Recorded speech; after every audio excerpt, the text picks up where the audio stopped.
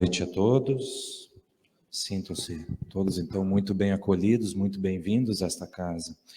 Então, como já dito, a gente, essa semana, está trabalhando o capítulo número 9 do Evangelho segundo o Espiritismo, que ele tem subtítulo Bem-aventurados aqueles que são brandos e pacíficos. Pois bem, já no próprio, a primeira frase que tem neste capítulo, é uma frase que Jesus falou que foi o seguinte: bem-aventurados aqueles que são brandos, porque eles possuirão a terra. Está em São Mateus, capítulo 5, versículo 5. Pois bem, e quando Jesus fala sobre a pessoa ser branda, que ela merecerá, possuirá a terra. Jesus sempre falou muito nas questões da vida futura, do que está por vir, da terra prometida, da vida próxima que nós teremos, Então, muitas vezes há um pouco de contradição. Só que nós precisamos compreender que nós estamos aqui na Terra em uma passagem, e a gente vem várias vezes, nós temos várias passagens, e na verdade é uma rica oportunidade que nós temos para reparar várias questões, e nesse período que nós estamos aqui, nós precisamos ter alguma ligação com o material, nós precisamos sobreviver, nós precisamos ter bens materiais, nós precisamos de dinheiro, Então, aquilo que a gente sempre diz, não é errado eu ter uma casa bonita, eu trabalhar para ter conforto, para poder me alimentar um pouco melhor, eu vou comprar um carro novo, não é errado, desde que nós não sejamos escravos desses bens materiais, desde que nós não gastemos a nossa energia, a nossa mente, que a gente cria atritos por causa desses bens materiais. Então é preciso aquele equilíbrio, nós precisamos, não é errado, eu vou trabalhar para ganhar dinheiro, não é errado, desde que aquilo não seja o princípio da minha vida, que eu vou trabalhar só em função disso ali, que eu seja escravo daquilo. Pois bem, e quando Cristo diz sobre uma pessoa, alguém ser brando, uma pessoa branda, ela é uma pessoa maleável, ela é uma pessoa que enfrenta as dificuldades do dia a dia, que enfrenta toda aquela loucura daquele mundo ali fora, sem reclamar. É uma pessoa que não vai resistir, que ela não vai bater de frente com um opositor, com alguém que não pensa da mesma maneira que a gente. Nós não precisamos bater de frente. Se o meu irmão pensa diferente de mim, eu não preciso agora sair no tapa com ele, sair discutindo e querer defender a minha verdade a todo custo. Eu não preciso fazer isso. É uma pessoa tolerante, alguém brando é alguém tolerante. Existem diferenças não apenas físicas, as maneira como cada um de nós pensa, a maneira como cada um age. Todos nós temos diferenças, e é importante que nós tenhamos o respeito um pelo outro quanto a essas questões. Uma pessoa branda, ela é uma pessoa que tem paciência, que tem uma pessoa compreensiva, que sabe se colocar no lugar do outro, sabe se colocar no lugar do próximo. E eu adiciono ainda o seguinte: uma pessoa branda, ela é uma pessoa com fé, é uma pessoa com esperança, uma pessoa que tem a certeza dos dias melhores, do que realmente o Cristo nos prometeu. E é importante, aquele que compreender essa questão que Jesus coloca sobre a brandura, vai passar por esta terra, passar por aqui, sem maiores dificuldades. Os problemas, os desafios que cada um de nós tem na nossa vida, todos nós temos em diferentes graus, cada etapa da nossa vida a gente tem um desafio diferente, um problema diferente para resolver. Só que a questão toda é como nós encaramos esses desafios, como nós encaramos esses problemas. Se nós tivermos, como disse antes, a fé, a esperança e a certeza, e nós trabalharmos esta brandura, todos esses desafios, nós vamos, com a paciência, com a tolerância, nós vamos passar por isso muito mais tranquilamente. Não é que os desafios não vão existir na nossa vida. Mas vocês já viram pessoas, às vezes, que estão com um problema muito maior que o nosso, estão com uma dificuldade muito maior, mas conseguem lidar com aquilo com uma facilidade, né? Às vezes a gente vê pessoas que entram aqui com câncer, né? Muitas pessoas desabam, né? Enxergam aquilo como um desafio insuperável, e não é para quem tem fé.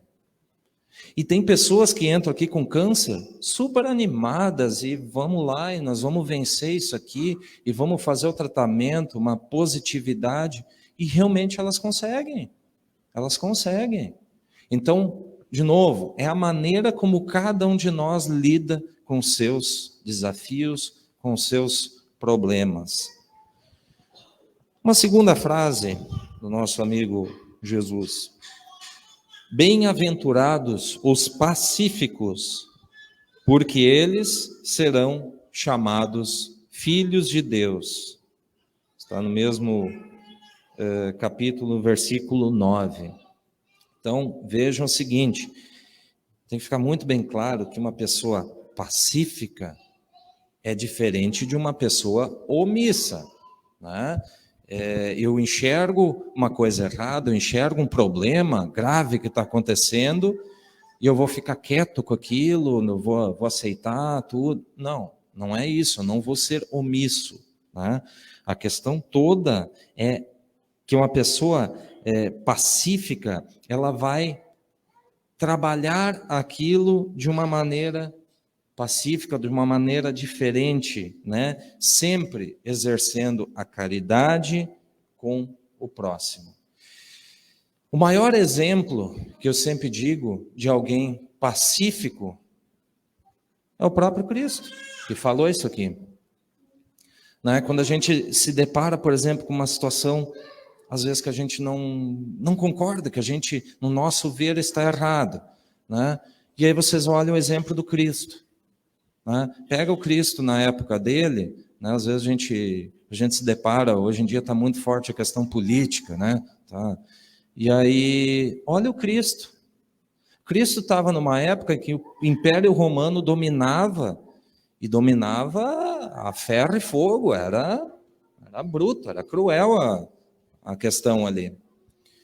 E como é que o Cristo lidava? Ele batia de frente lá com os romanos lá, o Império Romano?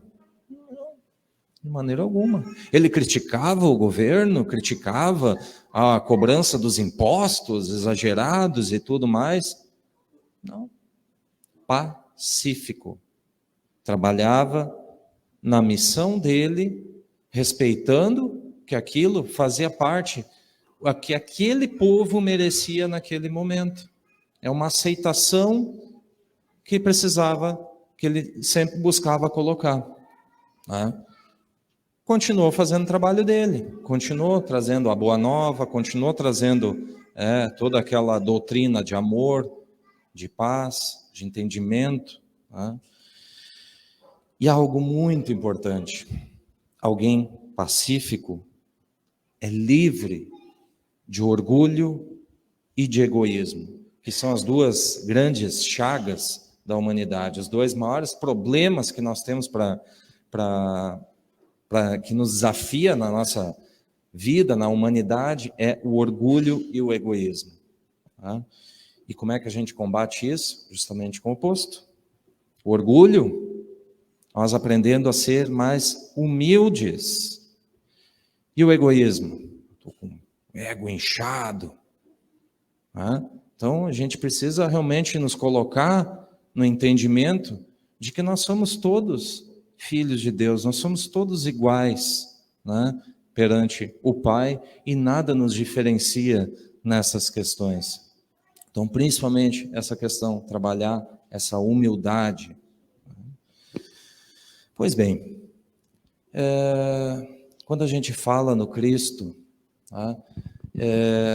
a época dele, a gente sabe que por onde ele passava, eram as multidões que se juntavam para ouvir ele, né? Que aquilo logo se espalhou, aquela questão, né, da boa nova, né, o reino que ele estava prometendo, né, o reino dos céus e tal, e aquilo se espalhou muito rápido e as pessoas, por onde ele ia, as pessoas iam, a multidão ia acompanhando. Só que tem um detalhe, ao contrário do que acho que a maior parte de nós imagina, nem todos estavam ali pelo amor, né, para ouvir aquele ensinamento, para estar ali, né, prestar atenção no que ele estava falando. Como aquela boa nova estava se espalhando, né, aquela promessa de um reino novo, as pessoas não eram muito diferentes de hoje em dia. Pessoas levadas pelo orgulho, pelo egoísmo. Então, muitas pessoas, na época, achavam que Cristo era um revolucionário ali que ia bater de frente ali com o Império Romano, que ia dominar tudo aquilo, né, pensando politicamente, economicamente, e aquilo na época não era muito diferente. Então as pessoas imaginavam o quê? Opa, eu vou me encostar no cara aqui que vai ser o revolucionário, de repente eu ganho um cargo bom, né? Vou estar bem encostado aqui, vai ter um cabide de emprego depois, vou ser um ministro dele, alguma coisa ali e tal. Funcionava mais ou menos assim. Então tinha muitas pessoas que acabavam seguindo com os interesses do mundo material, que seguiam ele e depois acabavam tendo uma enorme decepção, né? Que não era aquilo que ele veio fazer, né? E numa certa feita, então, tinha um cidadão, né, que vinha de uma família muito bem sucedida na época, né, dona de muita terra, tinha as vinhas lá, então financeiramente eles eram muito bem sucedidos. E o rapaz jovem, então, ouviu falar de tudo aquilo, né, do Cristo, tal, o Messias, e eu vou seguir esse cara. E chegou com Cristo e, eu quero ser, vou te seguir, quero ver os teus ensinamentos, ouvi falar dessa tal de Boa Nova, e eu quero te seguir, né? E aí ele começa com o seguinte, a primeira pergunta que ele faz para o Cristo: como é que tu vai me apresentar para o pessoal aqui? Como é que tu vai me chamar? Você é o teu ministro? Você é o teu chefe de Estado, alguma coisa assim? Né? E aí o Cristo diz, com aquela calma dele, aquela doçura dele, ele diz: tu serás mais um filho de Deus na missão. Né? Ele, tá bom.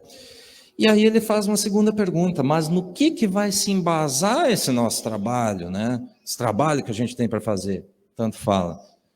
E aí o Cristo responde da mesma maneira, tranquila, que ele lidava com todo mundo. Ele diz o seguinte: o trabalho vai ser o que o nosso Pai quer de nós. Nós vamos divulgar o amor, a fraternidade, o entendimento entre os homens, a real evolução moral.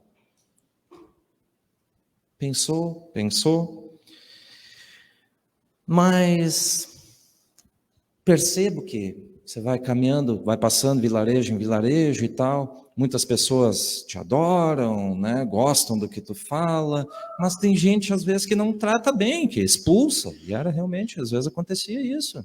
Tinha pessoas que, completamente fechadas à sua visão, expulsavam Cristo. E ele disse, mas o que vai acontecer se alguém, então, me ofender nesse caminho aí? E o Cristo, de novo, perdoa e segue trabalhando. Bom, e se alguém me atacar e me ferir durante esse trabalho? Pode acontecer. O que eu vou fazer? O Cristo, na mesma calma, diz para ele: perdoa, sara tuas feridas físicas e continua trabalhando. E aí ele pensa mais um pouco. E quanto tempo vai levar essa empreitada, esse trabalho? Quanto tempo que nós vamos ter que ficar trabalhando e passando vilarejo em vilarejo? Quanto tempo vai durar isso aí? E o Cristo diz: o tempo que for necessário, até que o último homem tenha crescido moralmente. Ele pensa. E como é que a minha família, os meus amigos vão me enxergar? Eu que sou herdeiro, então, daquelas fortunas, né, de uma família rica e tal. Vão te enxergar como mais um filho de Deus seguindo no trabalho. O jovem pensou.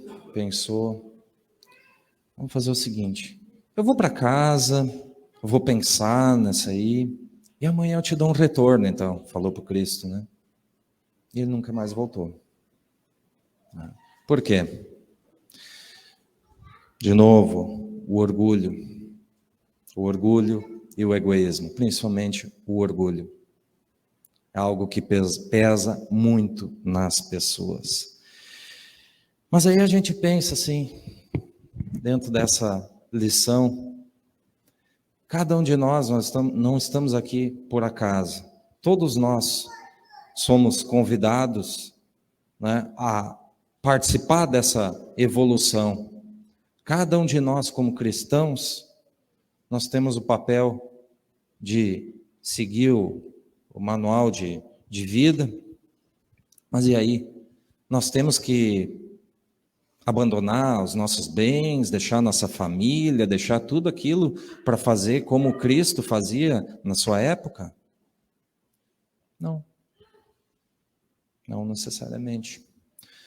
Como diz lá na primeira frase, a gente precisa dos bens materiais, nós temos essa necessidade, mas o que nós podemos fazer como cristão é colocar em prática a cada dia os ensinamentos.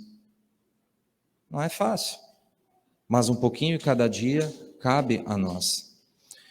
Enquanto eu estava sentado ali atrás, antes de começar a palestra, eu olhei para frente e eu me deparei com uma oração, e eu acabei copiando ela aqui, que ela tem tudo a ver com isso aqui que nós estamos falando, que é a oração de São Francisco, que diz mais ou menos assim: Senhor, fazei de mim um instrumento da tua paz. Onde houver ódio, que eu leve o amor. Onde houver ofensa, que eu leve o perdão. Onde houver a discórdia, que eu leve a união. Onde houver a dúvida, que eu leve a fé. Onde houver o erro, que eu leve a verdade.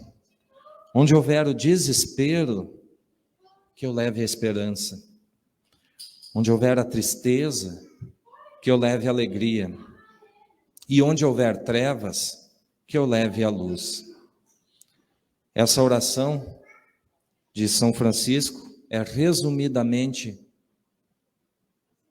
o que nós cristãos temos por dever no nosso dia a dia. Gente, que essa palestra não entre por um ouvido e saia por outro.